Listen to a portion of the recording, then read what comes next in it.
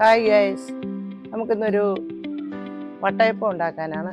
അതിൻ്റെ ചേരേണ്ട സാധനങ്ങൾ: മാവ് ഇന്നലെ അരച്ച് വെച്ചേക്കുമായിരുന്നു, അരി ഇന്നലെ അരച്ച്, പിന്നെ അത് ഈസ്റ്റ്, പച്ചരി, ചോറ്, പിന്നെ തേങ്ങ, ഇത്രയും സാധനം അരച്ച് ചേർത്തേക്കുവാണ്.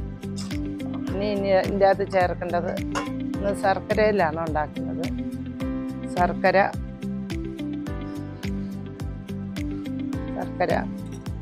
പിന്നെ ഉപ്പ്, സ്വല്പം ഉപ്പ് ഇടണം. 4 ഏലക്ക, അതിൻ്റെ കുരു മാത്രം, അതിൻ്റെ തൊലിയെല്ലാം കളഞ്ഞിട്ട്, പിന്നെ ചെറിയ ജീരകം, പറങ്ങാണ്ടി, മുന്തിരിങ്ങ.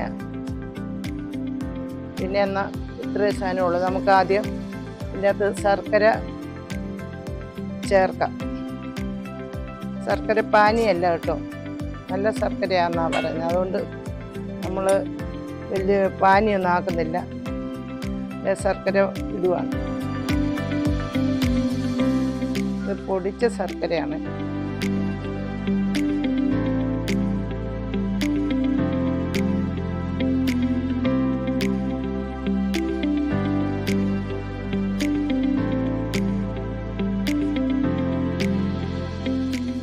ഇതൊരു കവർണത്തിനായിട്ട് നമ്മൾ മേടിക്കുന്ന ഈ പൊടിച്ച ശർക്കര. അതുകൊണ്ട് മറ്റ് കല്ലുകളോ മറ്റു കുഴപ്പങ്ങളോ ഒന്നുമില്ല. അതുകൊണ്ടാണ് ശർക്കര പാനിയാക്കായിരുന്നത്. ഒരു കവറിനകത്ത് നമ്മൾ മേടിക്കാൻ കിട്ടും.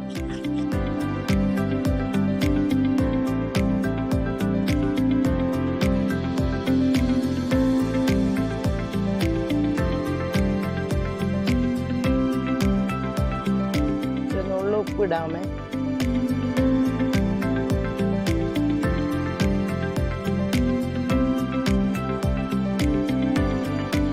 ഏലക്ക തൊലിയെല്ലാം കളഞ്ഞതാണ്.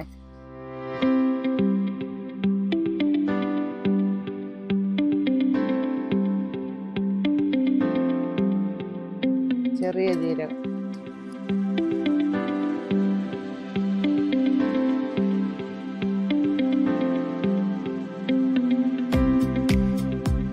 ഒരു 10 മിനിറ്റ് ഇരിക്കട്ടെ. നമുക്കിത് അടച്ചു വെക്കാം.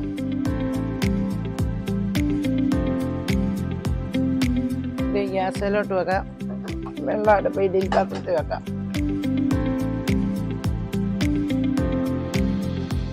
ഈ മാവ് ഒഴിച്ച് കൊടുക്കാമേ.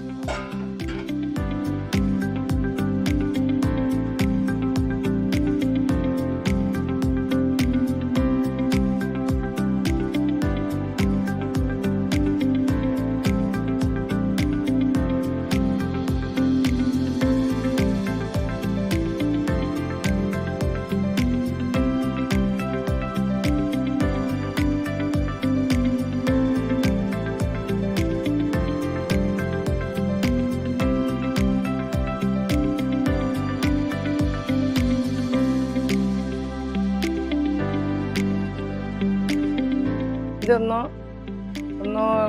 ചെറുതായിട്ട് കുറച്ചിട്ട് നമുക്ക് പറങ്ങാണ്ടി, മുന്തിരിങ്ങ ഇട്ട് കൊടുക്കുക. ഇപ്പോൾ ഇട്ടാൽ താന്ന് പോകത്തുള്ളൂ. അടച്ചു വെക്കാമേ.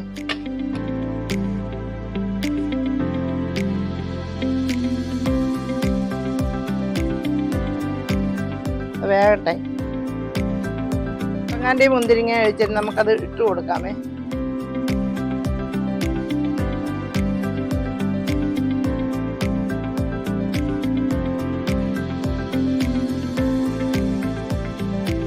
ഇത് അടച്ചു വെക്കാം.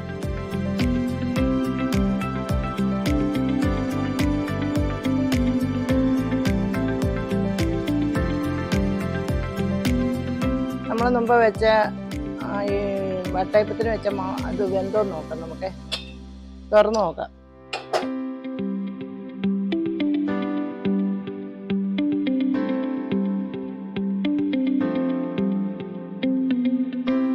വെന്തിട്ടുണ്ട്. നമുക്കത് വാങ്ങി വെക്കാമേ.